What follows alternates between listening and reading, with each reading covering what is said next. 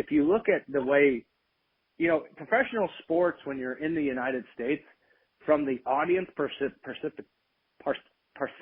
Oh my God, I can't even talk right now. Participation. The audience participation at sporting events is relatively tame. When you look at like European sports, especially soccer, and you go to like England and Italy and all these other places, everybody's singing. They all have songs and things. And there's this constant cacophony of noise and stuff that goes along with it. And so I feel like wrestling now, especially with WWE and to a similar extent AEW, is bridging that gap of that audience participation. My God, I'm having such a hard time with that. Audience participation with that interaction that you're going to get. So it's not just yay, ooh, and that's pretty much all I got, or holy S, or UFW, or those other ones. There's those sort of things that are you chant. There's an evolution to it to where there's a musical side to it, which has always kind of been ingrained in a lot of international sports. That's kind of in, and I think it actually makes for a more entertaining experience when you're watching at home. If TKO WWE is fixated on let's have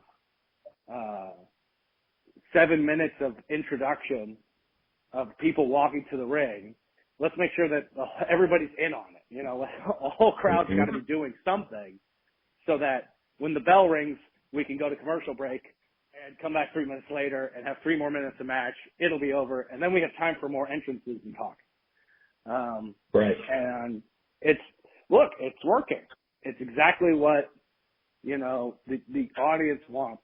A lot of people have gripe about it and be like, man, I want more wrestling. Why doesn't it just start on the bell? And all that. It's like, well, you're such a minority in the real world out there of what people want to be entertained by, There has to be a story. It has to be there. It has to be a vibe. You have to get that there's a star amongst you that you have to revile or you have to love. And, I think it's just where we are in the sport. And I'm all for it. I think if I were wrestling today, I'd have to have a catchy tune that people could sing to. Of course, yeah.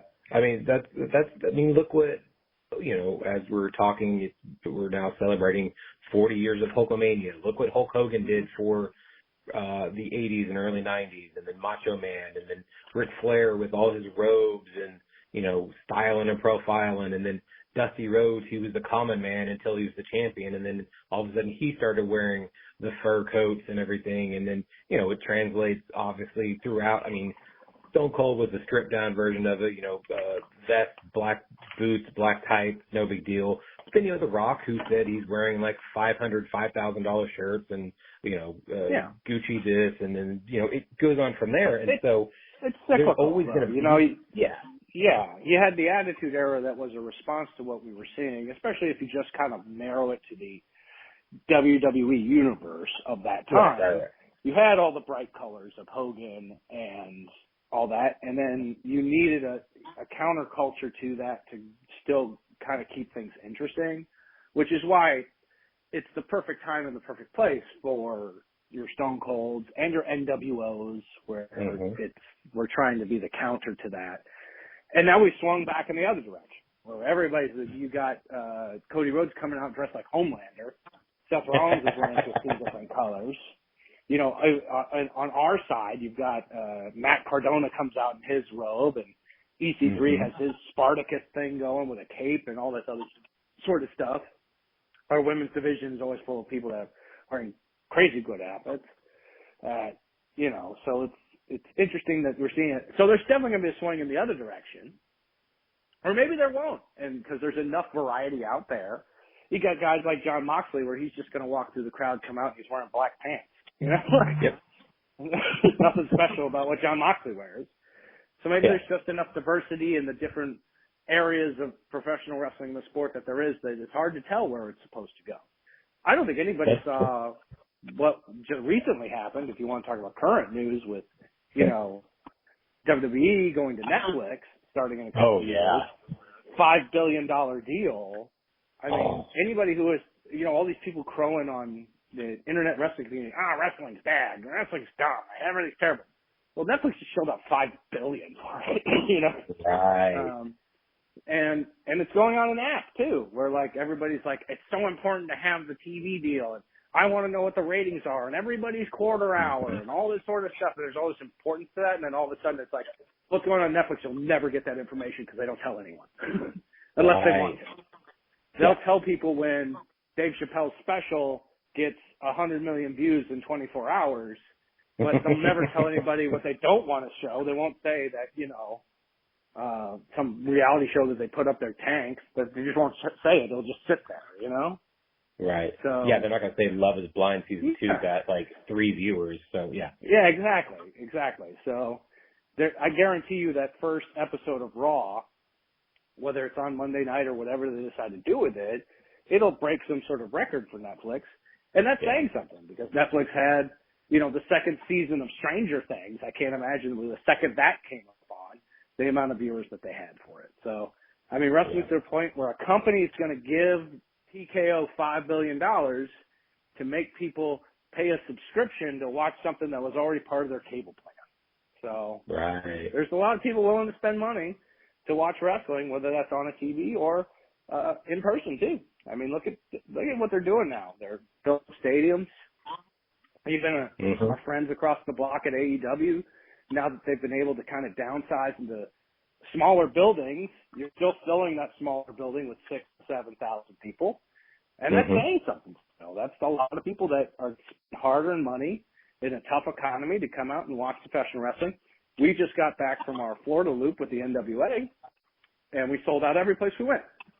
As a matter of fact,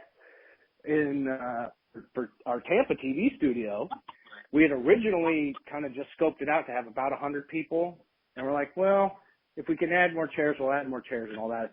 We had so many people show up, even after we had told them that it was sold out. We went into the locker room and we just started pulling chairs from the boys and saying, sorry guys, we're going to sit on the floor. But it was great because we doubled the amount of people in that room. And honestly, I might be spilling the beans to the fire marshal, but I'm sure if he came by, he would have been a little bit upset with us. Because it was, and so there's that appetite for people to be out there and just see wrestling and have a good time. So it's great because this rising tide just lifts all ships, I believe. No, I believe so too. I mean, also look what TNA did as well. Like, they're rebranded. That first pay-per-view back was just a banger top to bottom.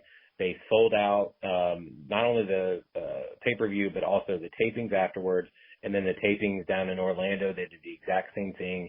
And they are, they're running on all cylinders. And they were the best kept secret for a while. And now they're not, because everybody knows how great TNA and / Impact was and is. And so they're doing absolutely amazing things. And then you have a guy like Nick Nemeth come over and sign with TNA even after he debuts over in the Wrestle Kingdom. So that beautiful collaboration between New Japan and the New Japan's Chicago show is absolutely sold out. And I think they keep trying to find a way to get more seats the same way, like you said, AEW is sold out for Sting's last match, and they're trying to scale back so that they can try to fill more seats as well. And so if there ever was a time to be a pro wrestling fan or in the pro wrestling business, this is the best time.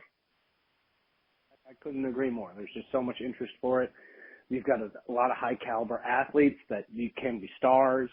And if they're not a star in one place, they could be a star in another place. You guys like Matt Cardona, who's obviously made an enormous career out of, being the mid-card guy over with WWE to where he is, the top-rated independent wrestler. And according to him, he's making far more money than he ever was working for WWE. So just to be able to be in a position where a guy like Matt can, come to the NWA, he can go to TNA if he wants to, he could travel to Japan, which he does regularly. But at the same point, he's going to hit 4 indie shows over a weekend, and he's going to hop on Jericho's cruise, and he's going to be able to entertain a whole bunch of people, and at the end of the day, pay what I'm assuming is a very expensive mortgage on a big house in Orlando. Yeah. I mean, and I think he's absolutely the model as to what to do if you are in the system, WWE, as long as he was, or even if you're in there for like a cup of coffee, to get out and do exactly what he's doing. Never stop working. Like he says, always be ready and diversify your brand and who you are and what you're doing. What he's doing with the action figures is absolutely amazing, and I loved it other people are starting to get on that bandwagon as well. What he's doing otherwise with merchandise and helping, I know his new partner Stephanie is doing fantastic things as well. She's got her own, lipstick line and some other things that she's doing. And, I love that there are more avenues and more freedom for people outside the WWE bubble to make that money that they so rightfully deserve, because they are putting their life and their body on the line every single time they go out and entertain everybody. Yeah, I mean, that's another big thing right now is the merchandise out there is crazy. I mean, we just, for the first time, NWA made a tracksuit, and I mean, we sold out of those in just a few days. I mean, it's really, I wish I could push more of them. Come on. We're doing a redesign of it, and I think it's going to be, if you ever watch the movie Kill Bill, it's got that sort of vibe to it. So it'd be pretty cool. We like that colorful merch with the NWA. Oh, without a doubt. I think that colorway would be amazing. Yeah. Now, we kind of, already talked about the elephant in the room there with WWE signing with Netflix, which is absolutely massive for not only WWE, Netflix, but also pro wrestling in general. But you guys, NWA themselves, have signed the deal with the CW, one for a reality show, which I think there needs to be more reality shows when it comes to pro wrestling. I mean, look what the Wrestlers documentary has done for OVW that's on Netflix as well. And there's also one for a Canadian company as well on Prime that they've absolutely helped build that company even more. And then now you guys are going to have your own reality show, and I think that's absolutely amazing. But not only that, but you guys are also going to have Power on the CW app as well. What all do you know, and how did you find out? Was there a big meeting? Was it just one of those things that you happened to find out also? Or tell us kind of how that came about. Well, as a member of the office, there's always these different discussions as to what's happening and where, and these different conversations that, Billy was having with a lot of people. I mean, when you're Billy Corgan and you're this monumental rock star, a lot of stuff kind of comes your way, and you get offered a lot of different things, and it allows you to open doors and negotiate and have different conversations with a lot of people. And we ended up landing with streaming on the CW, which I think is absolutely fantastic for us. Mm-hmm. In that, you brought up the fact that we're going to have the documentary show. I've seen snippets of the almost completed project of it. I think people are really going to like it. It's going to be very digestible for people out there who are not into the sport of wrestling. I think that's kind of the key, is you can get all these wrestling documentaries out there. You can make a bunch of stuff, but if let's say my wife is not that much into professional wrestling, it needs to be entertaining for that person too. And I think we've done that with this. And to a certain extent, if you go back to the Lightning One era of NWA after Billy bought it, how did it really start? Well, it started with a documentary series called The 10 Pounds of Gold that was up on YouTube. And that's what really got people interested in it. And so to use that as sort of the kindling to the fire that eventually became what we now have as a weekly televised programming is really cool. So it's definitely a venue that we're familiar with, in a much smaller scale with the 10 Pounds of Gold. I mean, if you go back and you see any of the stuff from that, a lot of it, basically the whole thing's shot on a DSLR and put together. It's not anything super fancy or stuff like that, whereas this is going to be much more high end because you have to compare with other reality TV programming, If you're going to watch our reality show, it needs to needs to look on par with not just the ones that you mentioned, but the ones that you're going to see on Netflix or on ABC, things like Survivor or The Traders or things like that. It needs to be able to stand on that same level of production value. So it's great that we're there. I'm so happy that we're there. I'm excited that we're going to be putting new episodes out starting February 6th. And the content that we're putting together is just going to be, power but elevated. So everybody that's been following us for the past few years on YouTube, they're going to be really pleasantly surprised with what they're going to see once they start seeing that programming on the CW. So it's really a blessing for us. I think it's going to allow us to be